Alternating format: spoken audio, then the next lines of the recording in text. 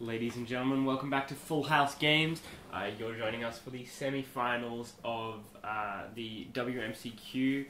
This is, of course, after the top 8 cut. We have Brendan playing mono black against Matt, who is playing blue-white, splash red, splash black for some crazy tech, including a Keranos. Is it God of Storm or God of Lightning? I believe it's something along those lines. Maybe God of Storm. Draw a non-land card. Yeah. Shock you. Draw a Lord of constantly drawing bolts. I would have to... Lord of drawing cards and bolts. Yeah, it's pretty sweet, to be honest. It's probably one of the only win cons that Matt has in the deck. Yeah, Jace's Ultimate, I believe, is the other main board win con. I believe things like Elspeth and stuff are in the sideboard. And pretty relevant when all you want to do is, wrath everything. So an indestructible creature is not going to go astray with that. Maybe we'll see it turned on if there's enough Jace. Can you see it turned on in this deck? No. No, you can't. They're not running D-Sphere, so realistically, all you can get is blue, and everything else is legendary or Planeswalker. You could get 1, 2... You'd have to have all 4 D-Spheres out, so it'd have to be 4. Then you'd have Jace out to be 6, and then you'd hit it on Keranos for 7, 8. Yeah. So you could run it with 3 D-Spheres of Jace, and then you'd hit it. But if you've got 3 D-Spheres out, what's happening? Probably one anyway. Yeah. But, that's blue-white control. And I'm Caleb, the host, and joining me is Ben Clinic, as the past 7 matches. And, don't be discouraged. This is a cut to top 8. To be honest, I think that Matt is probably going to win this one.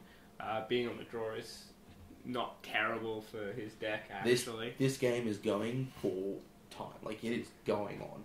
So being on the draw really doesn't... Being on the draw in there's no situation where he codes out and kills you. Actually, that's a lie. He could turn to Packrat here. And, Yeah, and Packrat isn't particularly a great spell in the meta. You sideboard it out because things like D-Sphere and Verdict will get there, and he doesn't necessarily know that he's not running D-Sphere at this point. But in game 1, it is really relevant. And the reason is... it's a pretty sweet threat, because you just can throw away all your irrelevant cards. You have Bile Blights, you have Devour Fleshes, so when they Verdict on turn 4, and they have to Verdict, they can't not Verdict, because otherwise you will just kill them on turn 5. Turn 5 is the turn where you can just discard, and kill them. So they have to Mutavault? Is that how it works? If you have like 2 Mutavaults out, you can maybe discard, activate a Mutavault, swing it with a Mutavault, and like really threaten their life total. Maybe put them down. So they have to Verdict on turn 4 or 5, otherwise it is game. So, but what you do then is when they Verdict, you then have an opportunity to cast Underworld underneath a Dissolve. So just Dissolve is wanting to hit Underworld. So what you have to do is commit enough pack rush to the board, and it's not a 3-for-1 when they Verdict, because it's a Devour Flesh and a Bile Blight. Yeah, cards that weren't going to be cast. Anyway, so it's a 1-for-1 that allows you to maybe deal 10 points of damage, which is very relevant. It puts them... Absolutely. And then when they tap it for the Verdict, you have an opportunity to cast your Underworld connections, and then you start a real game of Magic around turn 4 or 5, except they're at half-life, and you can match their card drawing for the rest of the game. Opening with a Quicken, alright. Yeah, maybe he's just... Seems like he's very off-colour and maybe needs to hit a lot of those lands, or maybe he's just trying to... Leading with a Cage the Coilios doesn't seem like the right play. And look, we're hitting a Scryland here. Do we have blue mana on the table at them? Yes, we do, obviously, because you cast Quicken. But we are looking for more blue mana, I would believe. Oh, of course. So it seems unfortunate for Matt here, and that could be dangerous. Is there anything that costs double blue? So there's not going to be a Jace coming. Dissolves are really the big one. Of course. And there it is. Okay, so that means Desecration Demon is going to eat a Dissolve. That means his Underworld that he could have potentially top decked is going to eat a Dissolve. I'm not sure about this. Just not playing anything for 5 turns, and obviously playing those, Black Swamps. It's pretty obvious what is being played here. Yeah, he's not looking at the deck and going, I wonder what it is. It's very clearly mono black. This is very clearly blue-white with a small splash. Absolutely. These players, if they're in the top 8, they've played more than enough standard that they know what's going on. This isn't their first rodeo. they know what's happening. Yeah, absolutely. And I mean, these guys have done very well to get to top 8, but I also think that the match is probably going to Matt here just with how little threats Brendan has played. Blue-white... A turn 1 Thoughtseize is certainly not going to get you there. No, blue-white, I would say, is a little bit favoured. Especially at this point, it becomes a lot favoured. And he's... Rev for 2? I'm not sure if I agree with that, but it depends what else is in his hand. Maybe he's got another rev or something. He might just need to hit those extra lands, to be honest. Yeah, you never want to not hit a land. And sitting there doing nothing for a couple of turns while you wait for those lands, you're better off just Sphinx's revving for them. So maybe that is correct. Yep. And look, with Sphinx's rev and then Jace, so that's fantastic. Maybe you put the land in its own pile here. Yeah. No, you gotta put Syncopate in its own pile, and you definitely just take the lands there. Yep. I think after whiffing on 2 lands, Yeah, so now he's gonna get all the lands he wants, and it's pretty dead. Yeah. So I was surprised he set Syncopate to the side. Syncopate, not. I mean, it's still very relevant, but it's not. Yeah, I think he wanted the lands. I think you could stand to give him 1 land, 1 Syncopate. Which, I mean, then he just takes the 1 land, 1 Syncopate power. So, of course. What are you scared of? 1 land, 1 Syncopate, or 2 lands that he really needs? Like, he really needs it. He didn't play a land to start off with to lead or anything. He still does have 6 lands, though. Like, sure. So, I'm thinking Brendan probably just has a handful of gas. I actually don't know. Maybe it's just a handful of Devour Flashes. Gas, a handful of just removal spells. A handful of trash is what you're looking for. Yeah. I think he was looking for anything but that. I think that's the case. Like, that looks to be the best value he's going to get out of that. Ooh. We're not seeing mutables or anything to kind of get in. And he has not missed a land drop for quite some time. Okay, that's a pack rat. Now we're talking. Now we're cooking with gasoline. Yeah. Well, that seems pretty good. So... Unless he just untaps verdicts here. Okay, so what you do is force him to make the rat now. What card is that? I believe that is Last Breath. Oh, of course. So it's going to exile the actual pack rat, which is pretty relevant because now any that he Azurius charms back onto the top of the deck is just going to be cannon fodder. So yes, and we are discarding, I believe, a hero's downfall from the looks of it to the pack rat. So he will be able to. I don't know what else Brendan's got in hand, but maybe you hang on to those heroes downfalls just because. Yeah. Elspeth is relevant, but I think he knows that. When you get to the top 8, everyone's played everyone, and all your mates are looking out and saying, "Oh, what did you play against? What was he playing?" So we've got to think that he probably knows a little bit. Which blue-white version he's playing will have been a question that he will have asked prior to the start of this game, and maybe he knows that there are no Elspeths. So it's just Jace's, and maybe. But there are Elspeths. There's Elspeth's main board. There are Elspeth's main board? We saw them in Game 5. They came in the first game, remember? I thought it was post-board. Against Thor. I'm more than certain that there's Elspeth's main board. Sure, well, I mean, I'm not going to disagree with you. I'm a little bit confused, but no, I'm sure that's the case. But even so, I mean, you can kill a Jace. You can kill a Jace. And it's going to get more relevance than, I don't know, say,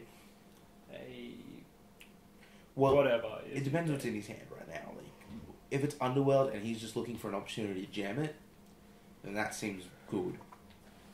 Yeah. Like, he's just waiting for Dissolve to not be on so he can jam an Underworld connections. That's really what you want to do. I'd definitely discard a Downfall if I could have an opportunity to cast Underworld connections at a point. Because, sure. You know what's better than a Downfall? 2 or 3. Yeah, I can see that. But he's already played 1, discarded 1. I don't know. Well, let's see.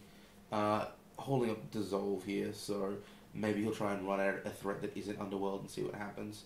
What's that? Is that Night Veil Spectre? Night Veil Spectre. And we see a Dissolve, and let's see if he can get another relevant spec.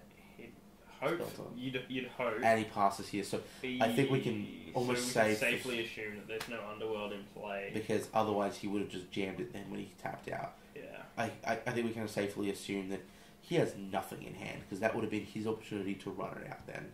So I think maybe what's happened here is Brendan doesn't actually know what his opponent was playing, and to that extent,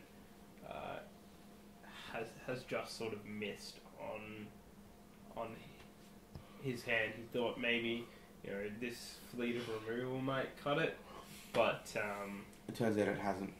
Yeah, unfortunately, it's really not going to be able to do it. So if you're mono black at this point, like what are you realistically doing to win the game?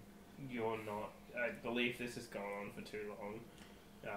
I think mono black can go long, but the idea is you really have to put early pressure on and keep them off, like keep them 1-for-1ing, and maybe they have to tap out too often, and then you thought seize. Like it's all about like pressure.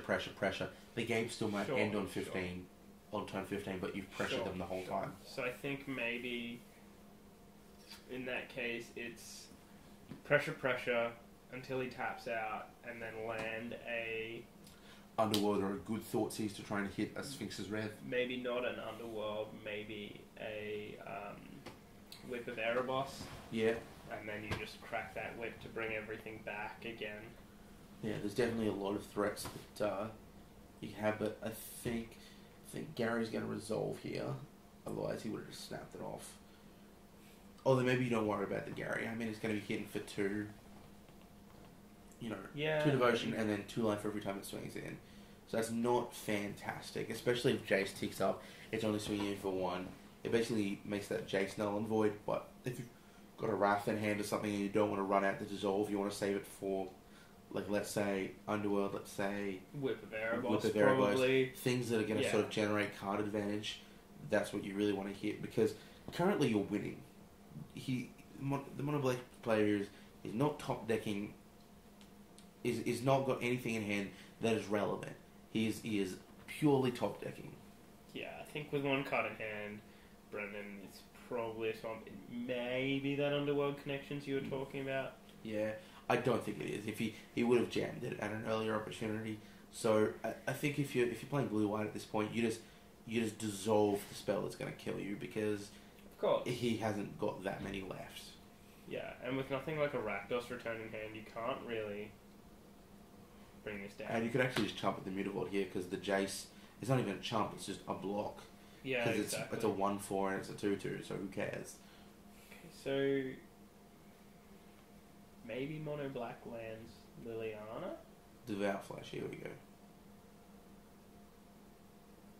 That's like, sure, that's going to eat a counter.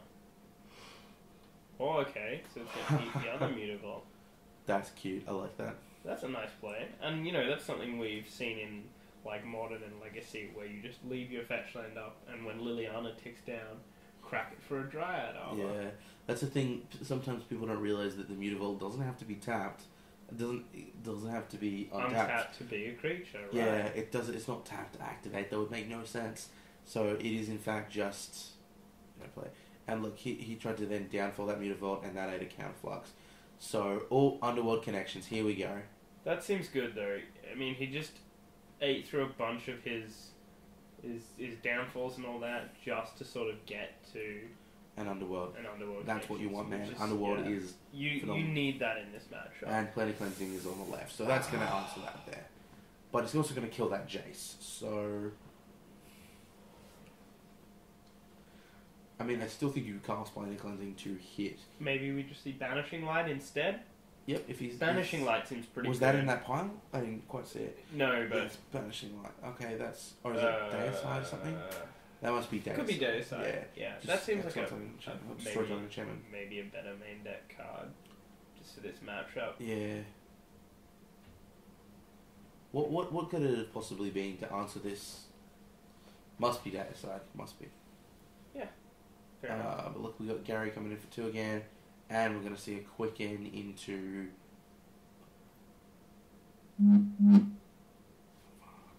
Quicken into Supreme Verdict. Yeah. Look, I feel bad for Brendan here. I don't think this is changing how the matchup works. Nah, bro, you got a 2-for-1 against Gary. That's fantastic. Gary's already done his job. This is a joke, by the way, guys. Like, he's in severely bad position at this point. Actually, it's not even a 2-for-1 because Quicken draws you a card.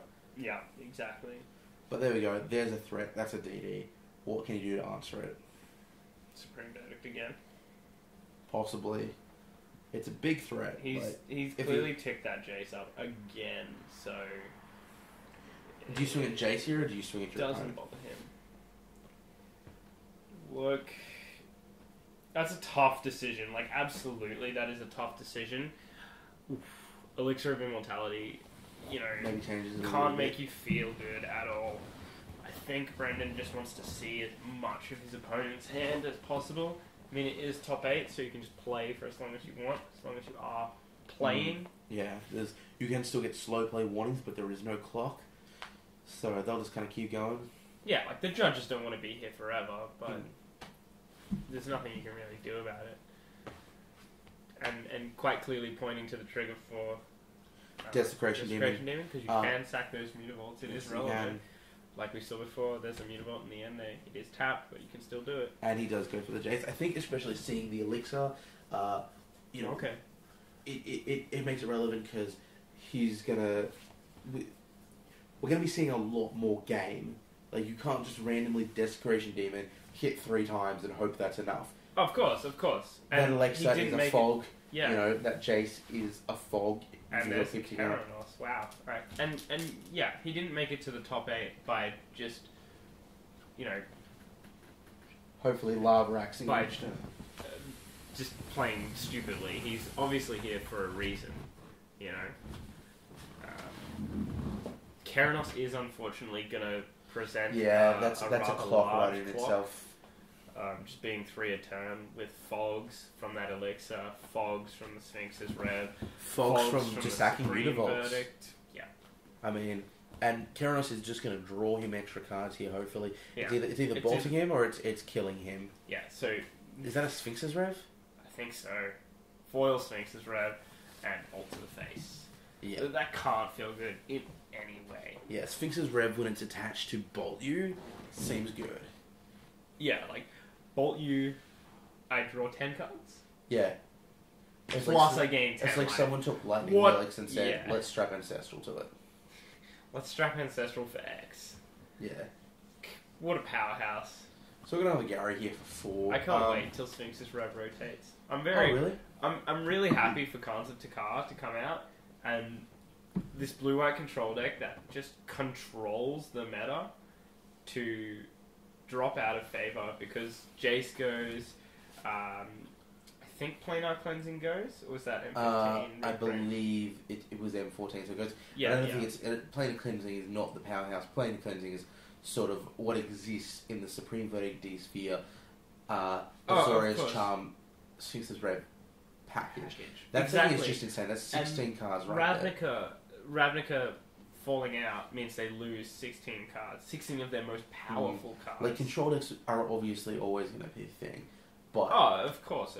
And personally, don't get me wrong, I love Sphinx's Rev. I think it's an amazing card. Don't doubt you there. I love it, not even as a card, I love it for the plays. I love it for the deck that it's made. This Azorius control deck, I think it was really fun. I think it was fantastic. But it's had its time to shine. It's had its time to shine. It needs to rotate. Every time this year... people start going, okay, I'm really starting to get bored of Standard. That's just kind of how Magic works. Around this time of year, you go, okay, I'm really looking forward to the last set. I mean, there's a couple of cards which you're like, man, I'm upset that I never got to play with that in the ways I wanted to. And given a year time, we'll be thinking about Sphinx's Rev and going, oh man, I remember when we used to fight bloody Sphinx's Rev for 15 cards. It was the greatest feeling in the world. But now you just, look at his hand, man. His hand is ridiculous. Like, so he's going to just have to get rid of everything. And, like, he is casting a Supreme Verdict just because I need cards out of my hand. Like, I'm going to have to discard it anyway.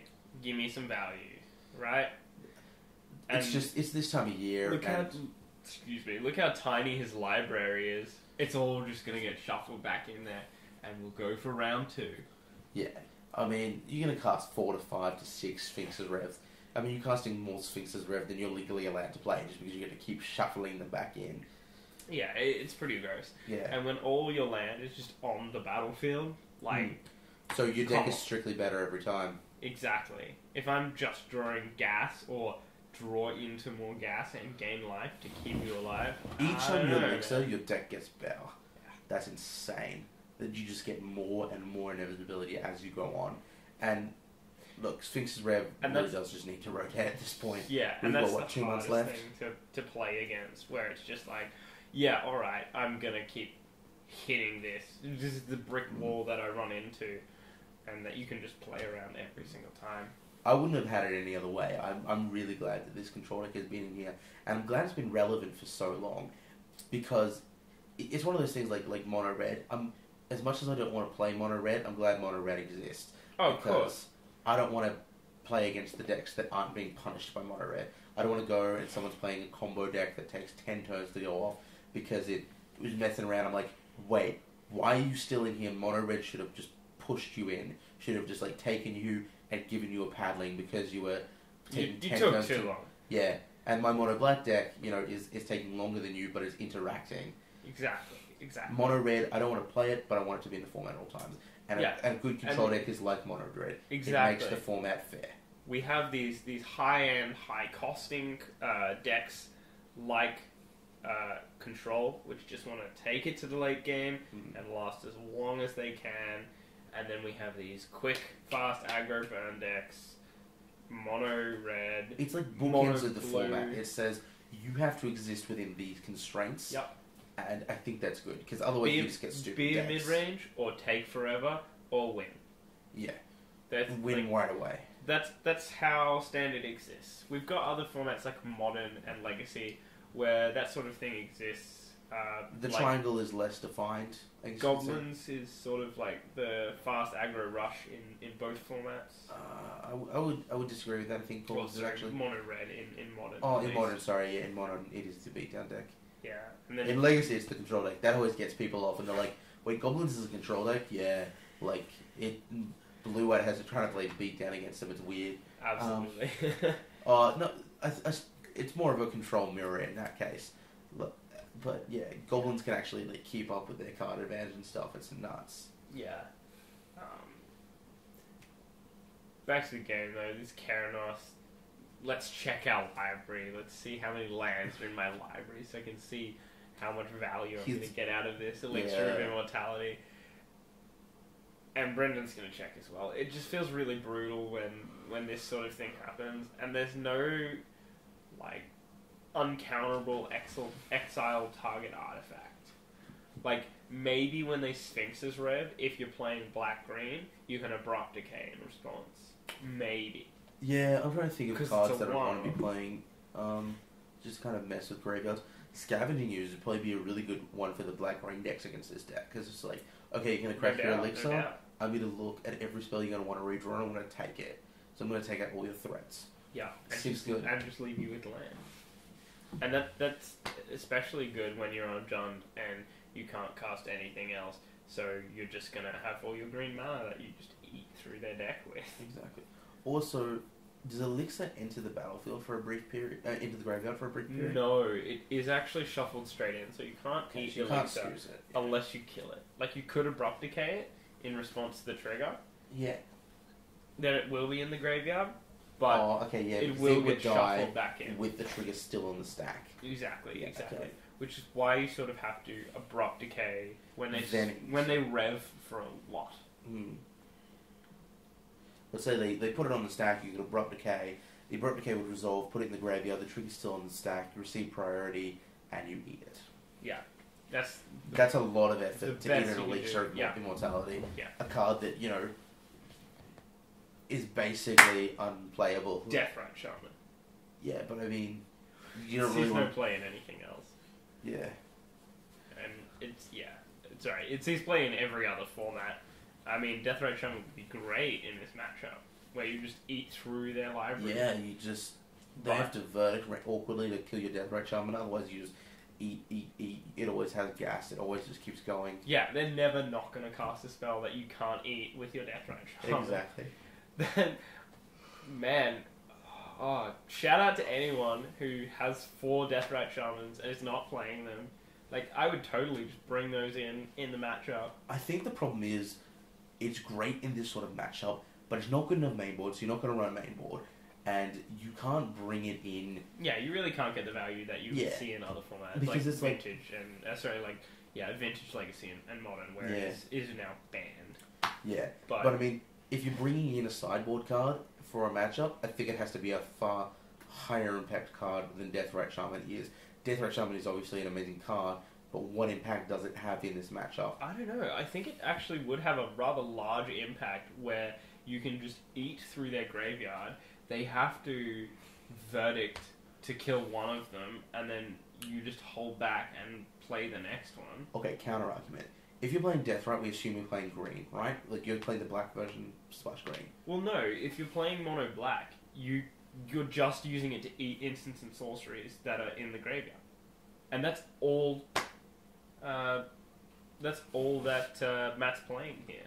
Okay, so you can just eat through his library graveyard. So Deathrat Shaman is now a third as good as it is in other formats, because you're only using it with the one mode. Sure, I would argue that it's probably one of the more commonly used modes next to the Birds of Paradise mode. Absolutely. But it's still, I don't think, good enough to warrant 4 spots in the sideboard of his deck, or even 3 spots. No. And look, he's just going to pack it up here. He knows the game's over. The writing's on the wall. Go to game 3. I don't think we've actually seen a blue-white deck actually win a game yet. I think we've just seen a lot of people go, you got to win it eventually, I'll just concede. Yeah. There's none of this, look, I'm going to lose, so I'll just go to thing. Yeah. It's always been, It's the writing was on the wall then. That was absolutely done. And he knew it. The judges knew it. They're just sitting there going, this game is over. Please. Please pack up. I think all the opponents have finished at this point. I'm not 100% sure. Yeah, because it's just insane. We're still in. That was just game 1, wasn't it?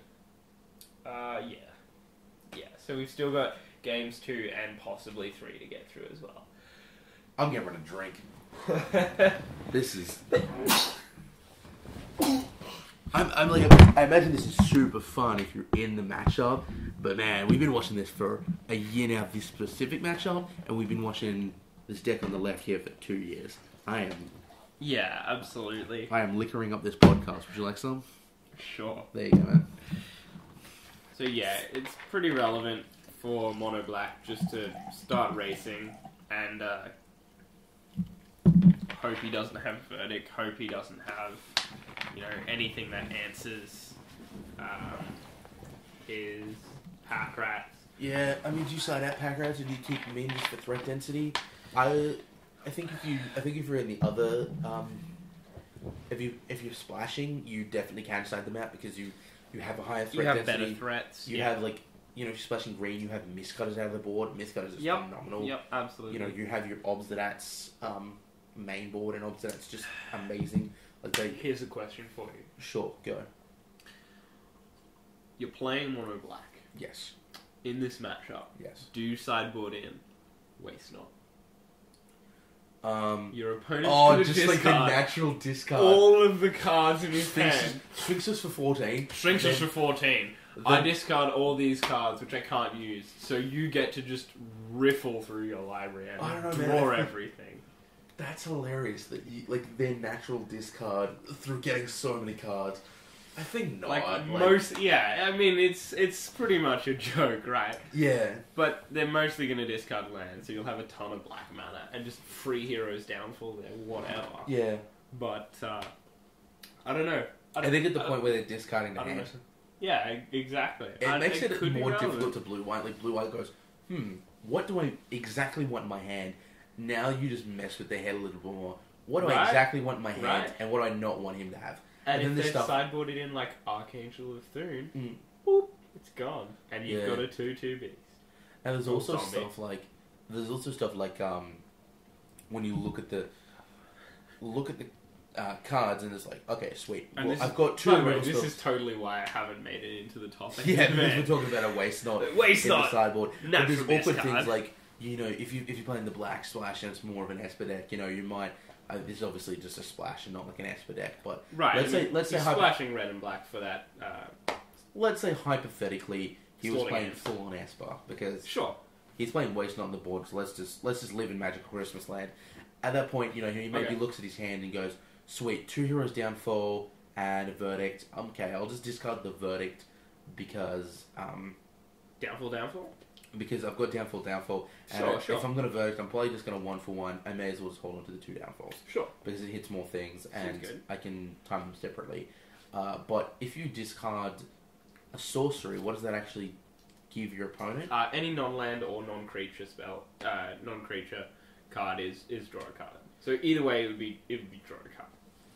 I mean, basically, you're going to end up with a bunch of mana or a bunch of cards in hand. Yeah, because you're never going to get zombies, are you? They're not discarding creatures. They're never going to discard their Archangel. Yeah, so you're looking at... I mean, you could Thoughtseize it and get it that way, and then you've got a 2/2 zombie, which beats just forever. But again, this is why I haven't made top 8 in any events. Yeah, that's insane. I don't think that'll work, but yeah, fair enough. Gotta be crazy, man. That's why I love the splashes, though. I honestly... Yeah, splashes bring you a lot more than just this straight matchup. And I think if he was... bring you Scrylands, which is... Oh, of course. Very relevant. In sync there.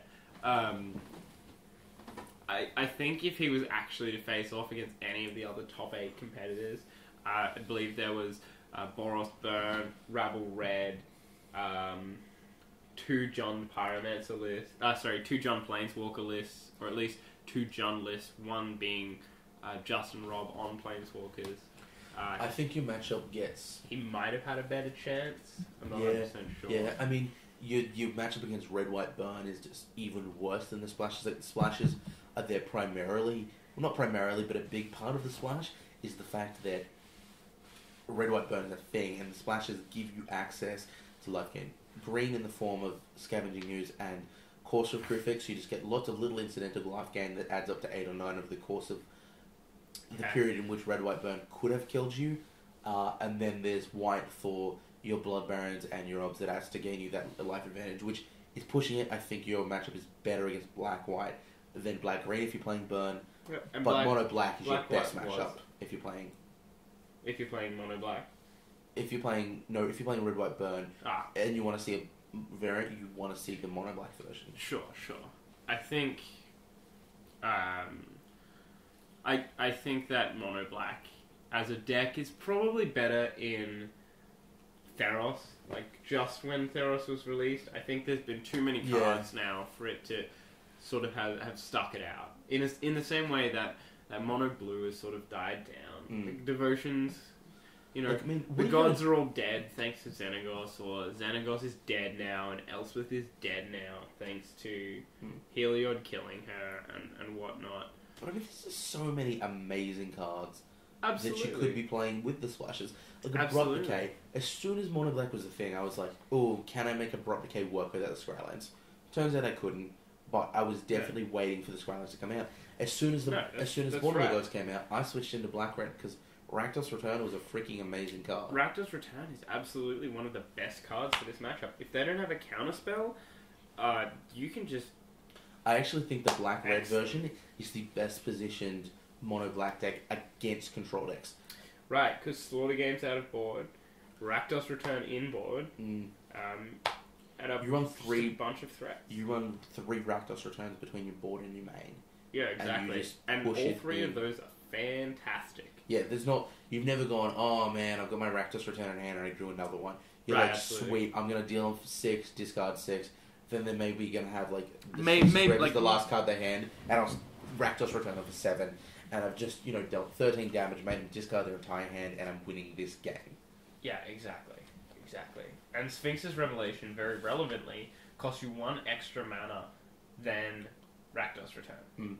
So I think we can agree that Black-Green gives you play a better matchup against the mono-red creature decks and maybe some of the burn decks. Black-White, I would say, is sort of the best in general, has the most versatility. Black-Red gives you great matchups against the control deck. What does Mono-Black give you? What does Mono-Black give you that the other doesn't? I don't think it has anything spectacular onto its own now. And I don't think there's anything where you go, sweet, Mono-Black won here when any of the black splash decks couldn't have. Yeah, definitely with the Scrylands now in play, as well as the Shocks. I mean, we saw this sort of thing in Standard like 2 years ago when we just saw Return to Ravnica come in, and we had like all the we had a bunch of the Shocks.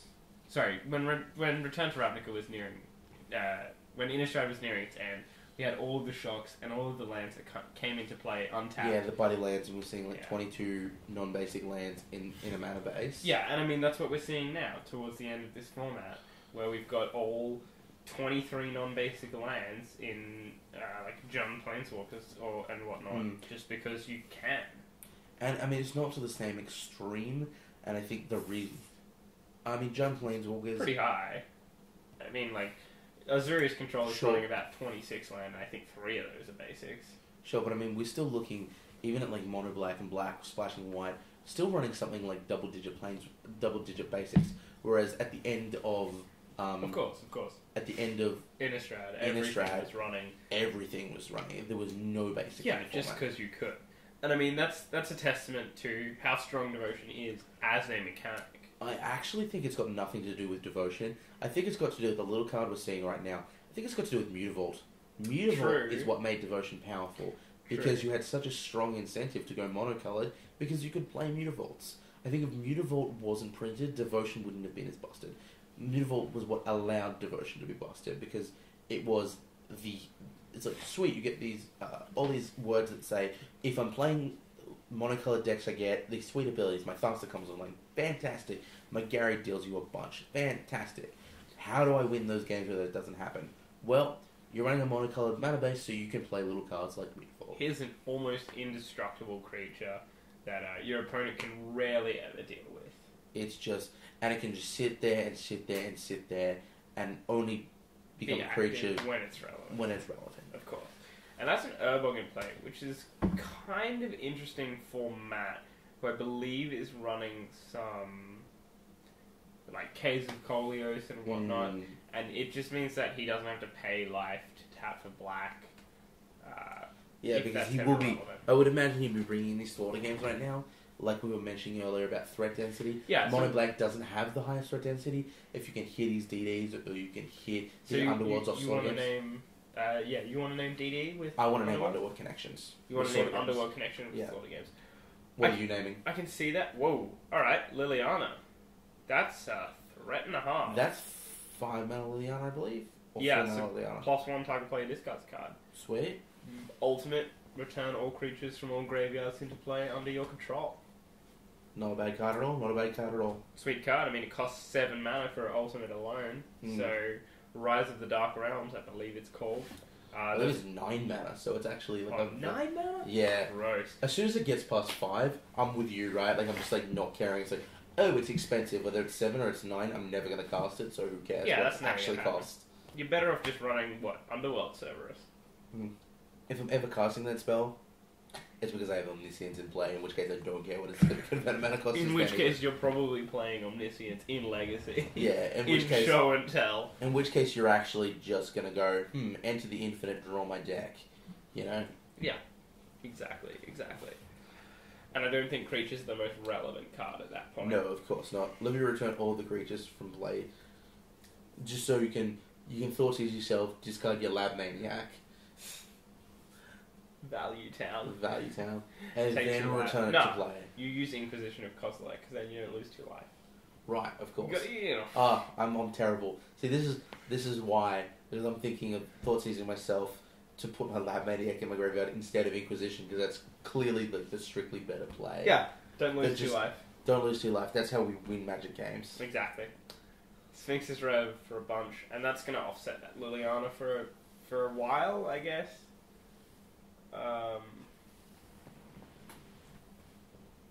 Does he just have no cards in hand, Matt? Liliana's not sure. +1 discard your entire hand, is it? No, it's just +1 discard a card. If it was +1 discard your entire hand, it'd probably see a lot more play. But, no, but maybe it's a minus effect, or... Nah, -2 is a Vampiric Tutor. Wow, that's powerful. It is very powerful, and +1. And it's Vampiric Tutor with no life loss. Or Demonic Tutor? No, it's Vamp. So it goes on top of the... It goes on top of your library. But, it's Vamp, and it's target player discards a card. Not a random, just discards a card. Yeah. I mean, they never really printed a random one. No. We're looking at Liliana Vess. Yes. That's pretty good, yeah. Vamp Tutor is very powerful in this situation. But I think you just actually want to keep ticking up, just keep stifling their resources. Yeah, absolutely. I mean, look, he had to sort of supreme verdict there to actually get back into this game at all. Mm. So... And what is that? Is that a desecration demon there sitting? It is a demon. And we're going to Gary for 6 here. Yeah. Gary for 6 seems pretty powerful. Yeah, it seems like it's going to do a lot of work. And Lily seems like she's doing a lot of work. Yeah, and look, if he doesn't have, destroy all permanents in play? Even if he does, like, you have to hit creatures so Lily still exists. Like, it's not choose one or more, it's choose one. You have to make a decision. So do you want to kill a Gary and a Dee Dee, or do you want to kill a Lily? Yeah, and if you kill the Lily, if you supreme verdict here, if you supreme verdict here, which he can just Lily and he's got one card left in hand, and now he's going to have no card left in hand because that thing is going to tick up. I mean, the temptation is to vamp tutor at all possible times because that card is amazing. But if your opponent has one card in hand, you just hope it's not a Loxodon Smite that decided in randomly to try and next level you, and you tick up. Okay, so I think he's having a judge call just to ask how ultimate effect works, and is that all creatures come into play at the same time. Sure. So Gary would in fact trigger. Yeah, Gary will because trigger. Gary would enter the battlefield. Right, I think we're just going to game 3 because that was brutal. Because, what happened? Enters the battlefield. And Liliana wins. Trigger sits on the stack. That seems good. Yeah. So that's what we've got to see for game 3, I guess. Sweet. But yeah, there's similar, a lot of effects like that, Valakut, etc., where everything enters at the same time. Get all the triggers and boom, let's go. Yeah. So I guess Matt just whiffed on maybe lands, maybe actual. I think draw spells.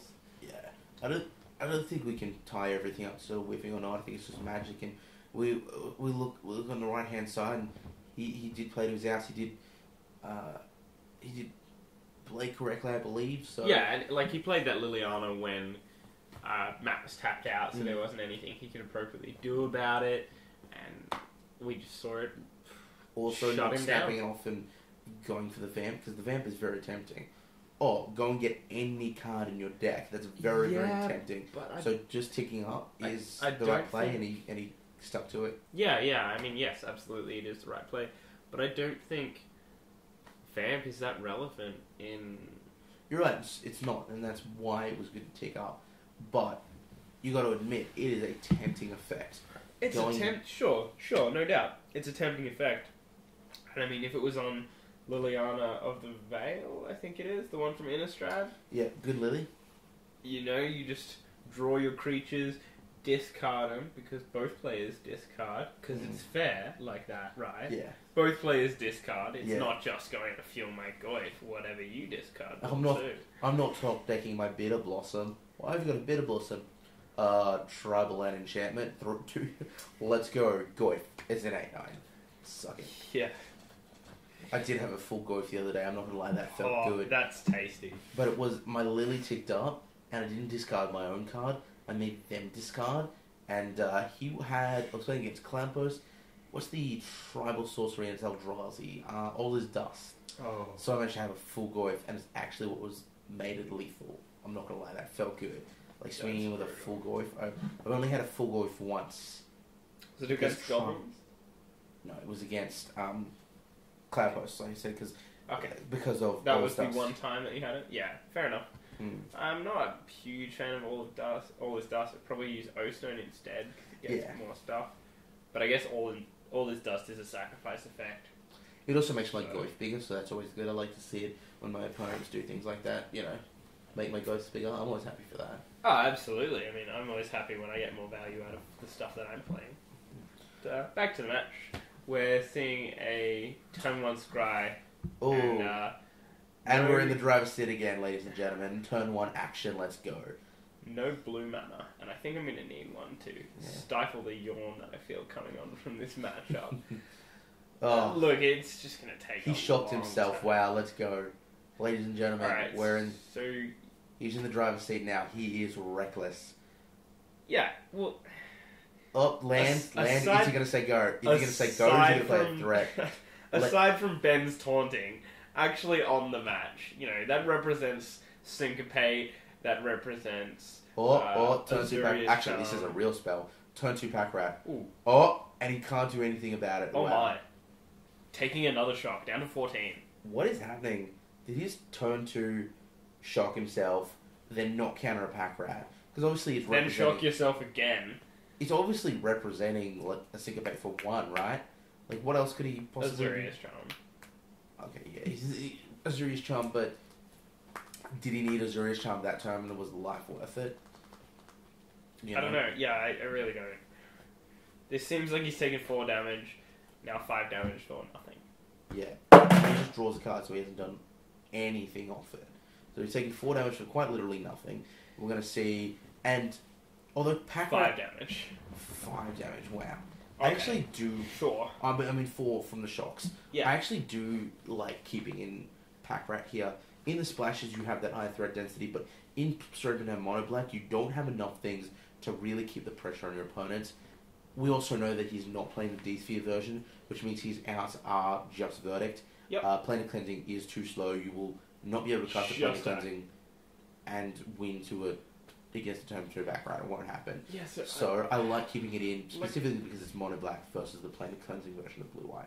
What's going on here? Like, why do you double shock yourself? That seems bad. I have no idea. Like, if you're not going to do anything, you can't... Your opponent's just going to play into the Syncope. I guess... You have to.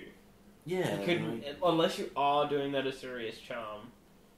Maybe he's trying to next level. Maybe he's getting scared. He's going, if I shock, he's going to think I have the Syncope. But I honestly can't think of a reason for having it. Other than, maybe wanting to cycle with Azurius Charm, but then going, I might want to put that card on top so he didn't cycle. Then he had the option to maybe shock and cast Dissolve. He'd shock and maybe cast D-Sphere, but... Verdict, here we go. Yeah, that's... I don't know. But yeah, I don't think you need to take the life before this one. Life when you don't need to. Then again, Mono Black kind of... That was 9 damage. For nothing. Okay, so he's down to 11 now. His opponents really just got in a bunch of free power because, there. I mean, not just what he hit with Packrat, also the needing to hold up the threat. Like, needing to shock himself twice just so he can interact is, I think, what's maybe pushed it here. Yeah, absolutely. And, I mean, he could just land... Like, is there a Supreme Verdict in there? If not, he could just land like a D-Demon now, right? That is a very shiny design. And there we go, speaking of the devil. Exactly. And that's what I was mentioning earlier with the Pack Rat game, to really set up your big powerful threat, whether it's a DD, whether it's an Underworld, it's about putting them to 11 life and then going, sweet, here's my actual threat. Yeah. And then they need the second Verdict, but it's okay because he hasn't played Elixir yet. So when we chuck our third threat out here, we'll be fine. Duress. Nice. Loving it. Taking 1. Okay, so... And we're looking at... I'm going to explain something here. Urbog's in play, which means that mana confluence is a swamp. Unless you need to tap it for some form of colourless mana, it's a swamp. I'm sure he knows that. He's not paying life for it, is he? He did just pay life for it. And he paid life on the mana confluence. Yeah. And I got to see some of the actual event that happened here. I don't know the result, but he pays life almost every time for that mana confluence. Really? Never uses it for black? Never using it to get just black mana and going to sweep. So even if you are if you're using it for colorless, which is typically what you're going to be using it for anyway, when you have so much mana in play. Yeah. The Urbog allows you to use it for colorless, and that is really something you need to do. Yeah, that's... I guess maybe he's just forgotten about it. That's one of the big advantages of it over City of Brass, though, is that it's when it becomes tapped via tapping to Urbog, you don't take the life. Exactly. Like, that's the whole point. It's an additional ability, whereas City of Brass was whenever City of Brass becomes tapped, you take a damage, and that was a trigger, so you could respond to it. Yeah, the advantage is you could put it on the stack, then bolt. That was the advantage. The disadvantage was Death Tentacles just sit there going, port, and just treating port as Spark Jolt in return. Yeah, which is pretty good. But yeah, Urborg and Mana Confluence is an interaction that I would have assumed he'd known. I just playing against all the modern players the day beforehand. I was playing Urborg, so plenty of people were just playing their fetch lands and cracking them away and going and getting basic Swamp or something like that. I'm like, yeah, come on, mate, you probably play Urborg as well. That being said, that was just two of my opponents. The other two knew how to use Urborg and just played it the way they should have. Yeah, Urborg is an expensive card for a reason.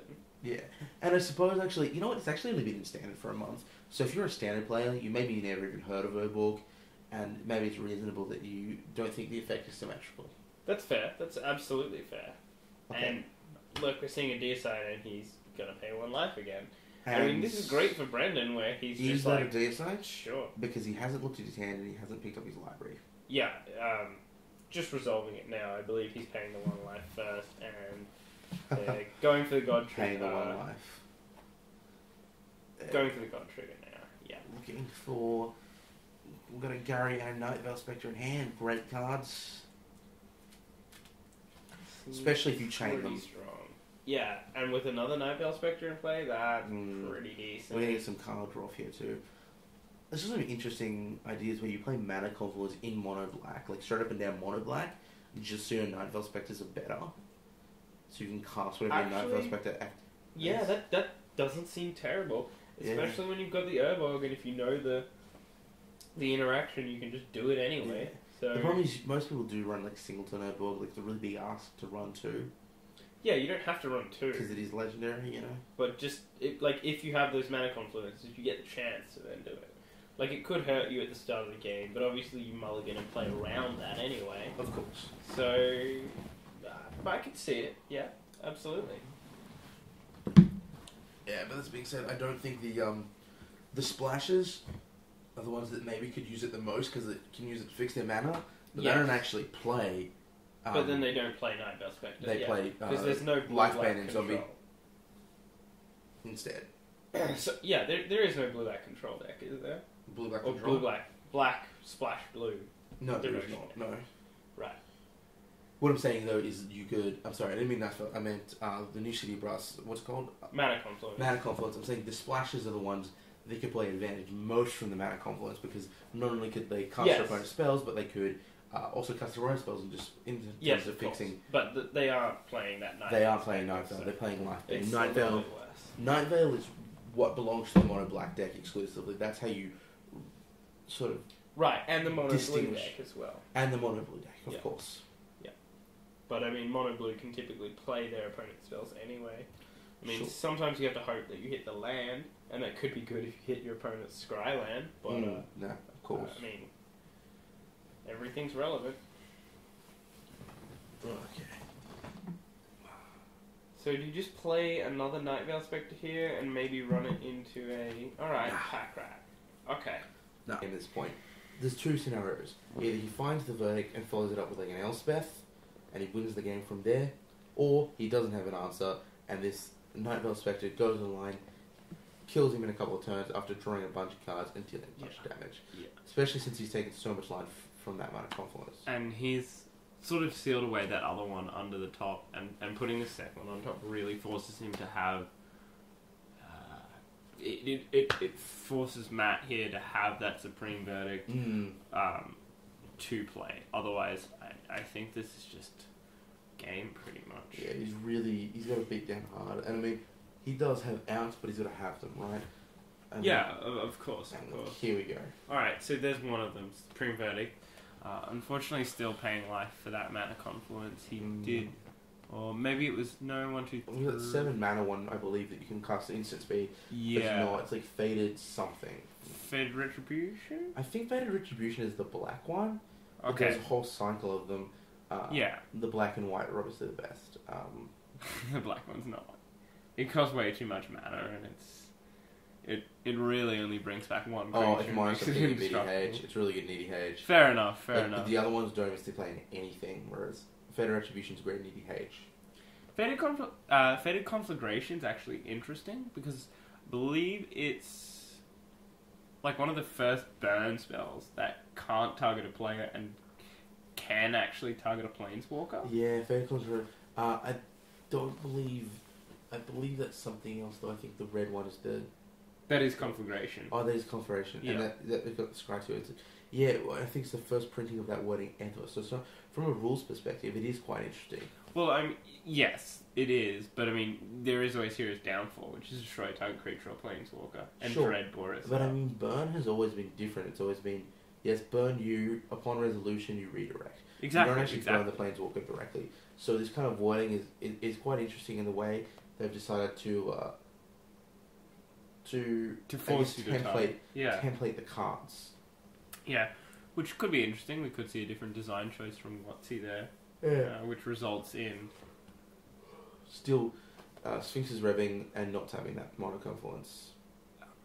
It's an unfortunate misplay, which no, he's playing around days, of course, which he'll hopefully have I do believe he gets been told about at the by his mates from Sneak and Show. But that Elixir of Immortality just gives him more life, and I mean, it really looks like he could possibly just reset himself back up to full if he has to. And allows him a reset on his library, not that he really needs it, but... Yeah, I mean... And here we go for possibly another Sphinx's Rev. A Rev for a lot. That's looking like another... 4 at this point. Yeah, 4. Yeah, here we go. That seems good. Chaining Revs is... yeah, a lot of this is like, he casts another big 7 mana spell. Oh, it's the best thing. I think it's a Rev. I don't know, he's drawing cards. That's just what blue does. Yeah, I think once Rev rotates out, we're going to see a lot more stuff going into the blue control deck. Yeah, because you no longer want to curve out and have 26 lands to play. I think there's color combinations for control decks that have existed in the past that are mixed up a little bit. Like before RPR, at least in my experience for the brief period I played, there was a lot of like control decks in different variances. Like absolutely, control deck and big. So you might have 2 big different control decks. Now it's like if you're playing a control deck and you're not playing Sphinx's Rev, you're doing something wrong. Yeah. Like, you're playing it's pretty Grixis? much sweet. Yeah, if there were basically budget versions. There's a lot of people, championed Grixis and said, Grixis is a completely viable strategy. I'm like, it's not, because you're not running the best card in Standard right now for a Gain X life, draw X cards. Look, it's life advantage and card advantage. Not even Skullcrack can put that big a damper on the card. No, because it's still drawing the same amount of cards at the end of the day. Exactly. And I think that's ultimately what it comes down to.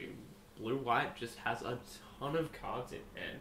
And I think these tiny splashes for some of the extra cards, like Counterflux and Slaughter Games, really makes it for I definitely like this deck.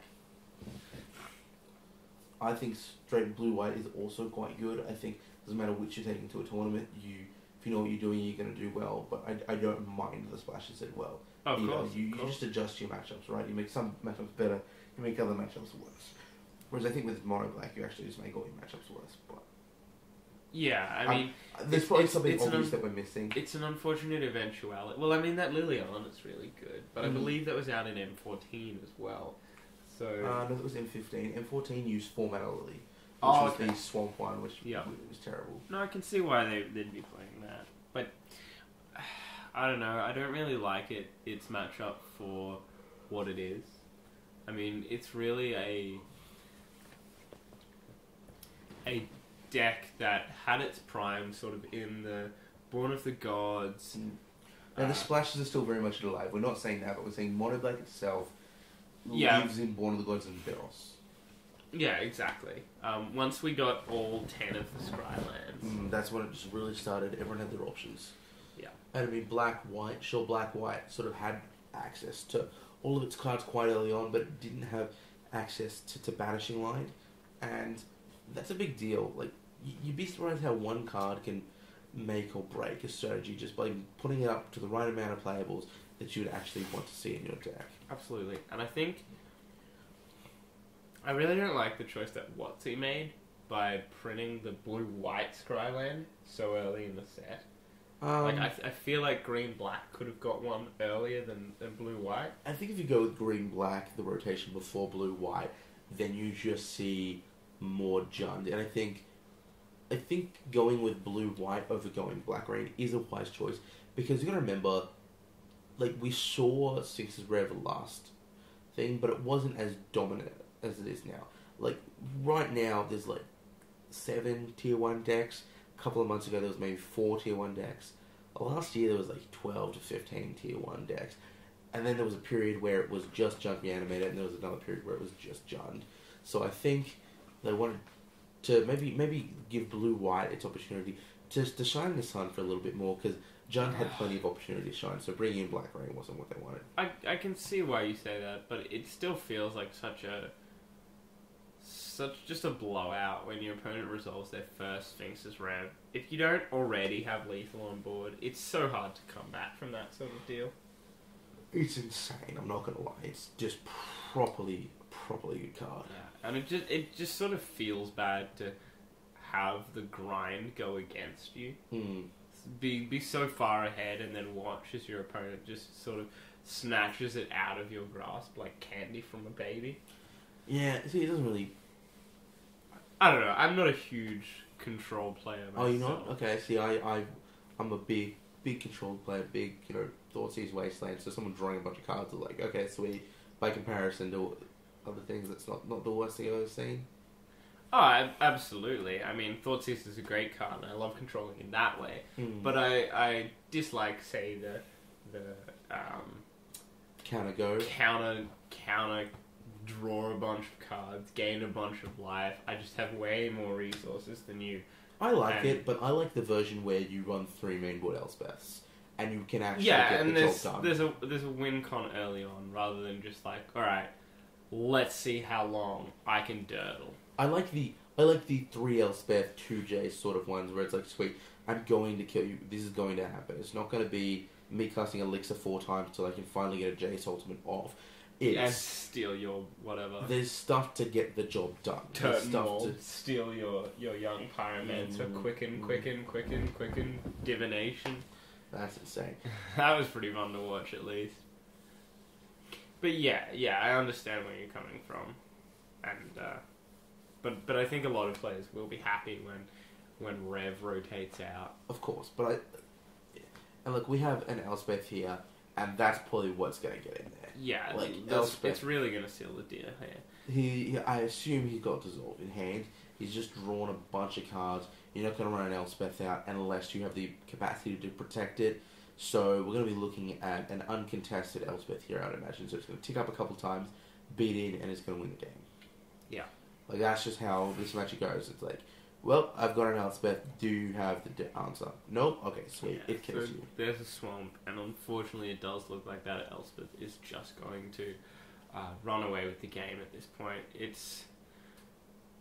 It just represents such a clock. Like, there have been times when I've been playing mono red burn, and I've had to just go, alright, lightning strike, or lightning strike, bolt, and just throw 2 cards away to deal with it. And you never want to be burning anything other than the face, and to have to burn an Elspeth is like, ouch. Yeah. It just hurts you. It's like, I can't beat it, so... I play this plus 5 life and destroy any chance you have of blocking. Yeah. I mean, I think burning Elspeth is the wrong choice. I think burning face is the wrong choice. I think it's actually just you sit there and you go, and you hope your opponent has a heart attack. I think that's your out. I think your out is just like, oh god, just stare him intensely, maybe feels uncomfortable and scoops and leaves. That's the actual strictly better play. Yeah. Because neither of those plays where you burn the face or burn the Elspeth wins you the game. Grey here just eats a counter spell, so yeah, it's really difficult to sort of come back from this position, I feel. He does have the 3 black mana, which could be... Alright, sure. It's an Underworld. Congratulations, control an Underworld. Yeah, I don't think his opponent really cares about this. Too little, too late. I think if he had the counter spell, he saw the other cards in hand, he may have even let the Underworld go. Like, the Underworld did get through. No, but I'm saying, like, let's say he sequenced the Underworld so it went first, and he still had that Dissolve in hand. I think you even let the Underworld resolve, because it's not going to do that much to you right now. Sure, he may draw answers to Elspeth, but not before it's got 9 tokens on it. Yeah, and exactly. has known power, and there's a lot of power. And tapping out that Mutavault just means you're going to get punished for 11 here. mana. You're really going to get punished hard. And what do you need with Pithy Needle here? Swamp. Yep. Okay. Oh, of course. Yep. For the Underworld connections. Yeah. Okay, so now it's even less relevant. Yeah. So Brendan just sort of nodding, and it comes down to look. Yeah, this game is over. We're just actually and the extension in hand. He knows what's up. So that's Matt actually has progressed into the semi-finals for this game basically, and well done to him. Hopefully someone tells him about that Urbog. I do believe someone mentioned him later. Line for any future events. I believe he is playing, or he plays against Justin Robb for the next event, and playing Junk Planeswalkers, probably running at least one Urbog. Probably, I would assume as much. Yeah. Look, got a bunch of boosters handed to him there. Yeah, so absolutely. Almost half a box, I would believe.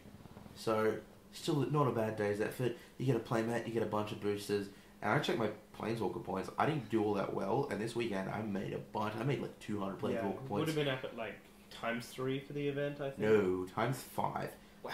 Plus the events were that big. You got like 20 to 25 Absolutely. participation points. So I got like 200 points this week. Yeah, and that pretty much means just from the couple of wins that I got in the next event. Yeah, I'll pretty much just free roll for the next WMCQ.